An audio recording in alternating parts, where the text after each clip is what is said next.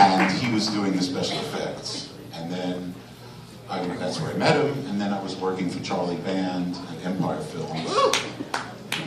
A lot of great titles there. And he was doing Cellar Dwellers, so I did that. And then he got this film, and asked me to do it. Now this is, I mean, they had a really short production on this one, right? So, I mean, they were shooting like in January, and they had to be out May 13th, for Friday the 13th, right? Yeah, it was pretty crazy. We had a Friday the 13th release date, and couldn't change.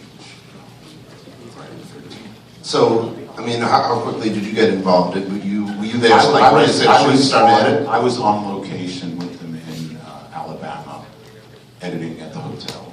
And, it was tough. And then came back to LA to continue. And so I was with them from day one until day 20, whenever it was released. Now, you mentioned before the MPAA. I mean, literally, the movie's called New Blood. They took all the blood out almost. I mean, this one really got put through the ringer. Yes, that was part of the crunch to get it finished, because you submit the film to the MPAA. We wanted an R rating, and we couldn't get it. And they would come back and say, there's too much of this, there's too much of that, and you have to lose this. And we would cut, and we would send it back. And then they would say, oh, but there's now too much of this and too much of that, and you didn't complain last time. So we just kept going and going, and it would go back and forth, and finally we got it down. So, I mean, and it's a shame, because this one has some of the best, like, as far as, like, creative kills, I mean, he didn't stick to the machete this time. There was even party favors, weed whackers. There was more, and this was before computer editing, so we were editing on film, and when you change something, it's changed. You don't save versions so that, oh, here's the really gory version. Gory version got taken apart, it doesn't exist. So, scenes like, for those of you who remember the sleeping bag scene, more fans of the sleeping bag than Cellar Dweller. But that was, they shot it really well with several cameras, and they would take the sleeping bag and he would whack it against the tree. Then they would cut, and they put sort of bloody stuff in the bag, and then film, and he'd whack it against the tree, and then they'd cut, and they'd put more bloody stuff in. So the bag was sort of degenerating into this just bloody mass. And I'm always a fan of that sort of thing. And so I just had him whacking that tree and that sleeping bag, it just went on and on forever. People would watch and go, oh, geez, why'd you do that? Hey, it's great. So the MPA, like, oh, no. So, maybe it had like 13 whacks, and so I'd cut it down to 9. Oh, no, too many. Oh, that's too gory. It's too disgusting. Blood was dripping.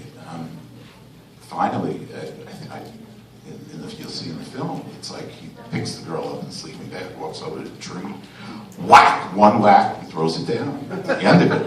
And oh, fine, that's much better. Good, if you can do that. But believe me, there was a lot of swinging that into the tree, the original. Now, we've gotten to see, really poor quality from like VHS on the DVD. They show like some of the uncut like that. You see more of the wax, you see the head crushed. Were there any others that have you taken a look at that? Or is there some others I think there was an ice pick and an eyeball that may have gotten us in trouble. So I'm not sure if that's still there. It's just anything, it always in these films, if you have sex, you know that you will die. And they were always, the MPA was like the sex and the death, and that, we always had to ease up on it. Was there anything, I remember, like sometimes, like I remember like My Bloody Valentine, they had to cut down a lot because John Lennon had just died, and so like that was the movie that they picked on. Was there anything like that going on? We felt that we were being picked on because we were sort of a studio film, it was Paramount, and we felt like if it was independent, it kind of slips by, but they wanted to keep, the studio film should be a little more respectable. So. set a good example with your part 7. So what was your favorite kill besides the sleeping bag? What was your favorite kill to kind of work on and cut to play with before the NBA got their hands on it? We did reshoots in Topanga Canyon, and they did the girl being thrown out the window, and then I don't remember if we shot this in Topanga or not, but there's a knock on the door. She opens the door, and he's standing there, and whack, hits her in the forehead with an axe, and then throws her across the room. And I recall that was a lot of fun to do because I was there when they were doing the filming of the axe into the forehead, and like close-ups, like boom. Oh, let's do it in reverse. Boom. Just one more time. Boom, boom, boom. It's just the axe. And that was just fun to make that feel real, and some great stunt work in there, because if you watch it, she throws her across the room into the wall, and this one was good stuff. And this one also has a lot of, not specifically kill effects, but like practical effects. The telekinesis thing. The burn, and the nails coming out, that was great stuff. I remember being there watching me film that stuff, and it was pretty exciting because Kane, he had an accident, I don't know if it was years before, where he got burned as a stuntman. And he had scars on his neck and his chest. And when I heard there was going to be a burn effect in the film, I thought, well, they're going to bring in someone else to do it. And I remember the night of the thing, there he was, wearing his outfit, getting greased up, and he just did it. And it was remarkable. Kane doesn't learn his lessons. Kane actually wanted to be here tonight. He's actually doing a convention in Kentucky right now, but he sends his love. Does anybody have any questions for Barry? Anyone? I see your hand right there. Yeah, you said you were editing in the hotel. Did they like bring in a steam vac? Yeah. I guess, and a moviola or something, because I always use those things. But yeah, they shipped all the editing equipment down there. So they were filming down there. I believe we were shipping the film back to LA to get processed and sunk up in the editing room, because we had an editing room here. Then it would get shipped back down to Alabama, where I would be working on it. And then when we finished the shoot, we shipped everything back to LA to finish editing in LA. So it was nice having an editing room in the hotel. Do you remember how much time went from the day you guys actually completed the movie until release? I don't remember that. I mean, I just know it was a really mad scramble with all the MPAA problems, and knowing we have a release date, we've got to get it done. And we did.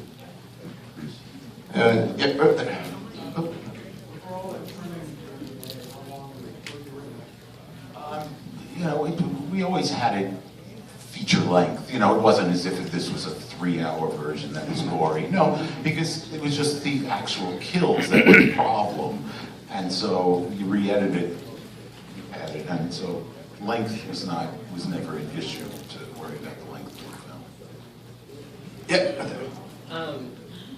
We've seen a lot of the deaths on YouTube, the extended versions of the deaths that didn't make the actual cut, but was Maddie's death scene ever actually, we see that she dies with a sickle, but was her death scene ever, was there gore ever shot for that scene? Boy, I don't remember that one. The dirty girl in the shed. In the shed, yeah. A long chase. Yeah. Because it's off screen. If it was off screen, we probably had it. And it was like, well, okay, we'll get rid of that one. How about now? Can we have the R? So. But most of them were still in there, just in a cleaner version. Yes, sir. Who wrote the music score? I believe. Harry and then another guy. They brought in Fred Mullen, I believe. Yeah, we were using some of Harry's music from the other Fridays, and he might have done some more. And then we had another composer who filled in the rest. If I remember correctly, it was the guy that composed the TV show, the Friday the 13th TV show that had nothing to do with Jason. Do we have any other questions? Yep, right there, sir. I There's a kill that Beverly calls Coochie Face, where it's a guy getting a axe right to the face. It's when him and Heidi Kozak she goes skinny dipping. Yeah. Is it true that the effect with the guy's face, that was actually producer Ian Patterson? Ian did, I remember he did stand-in work, I believe, for the victim. So yes, indeed, it was Ian. Nice. I mean, you're in the upcoming documentary. There's another documentary coming up from the same team that did the Never Sleep Again, the 4-hour Freddy doc. So this one's going to be 7 hours, I believe, on all the Jason movies. Yes. So, took a day out of work for that one. But you're going to be in that. And now, I assume they're still digging. Have they been able to find those original elements? They're still I really don't know. I'm going to have to look on YouTube and see what they have.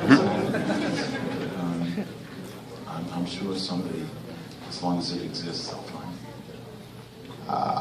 Anyone? Yeah, right there. I don't remember how many times, but it was more than I had ever experienced on other films. I mean, usually you submit a film and they say, oh, it's too gory, or for some reason can't get an R. You take it back, they give you notes, you address the notes, you send it back, and normally, great, good job, you got the R. But, it could have been half a dozen, I mean, we just kept doing it, and the studio, Paramount, was really getting nervous. We had, like, the vice president would sit with us and screen the film, and he'd go like, oh, yeah, okay, I think it's good, and then, boom, got rejected again, he'd sit with us. So I say maybe half a dozen times. It's much more than other films. Anyone else? No? Oh, right there.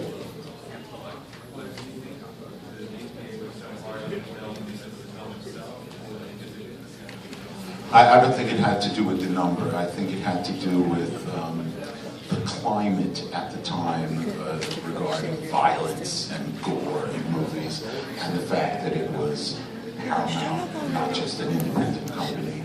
I think that's... All right. Well, big round of applause for Barry. Thank you. Thanks so much. All right, guys.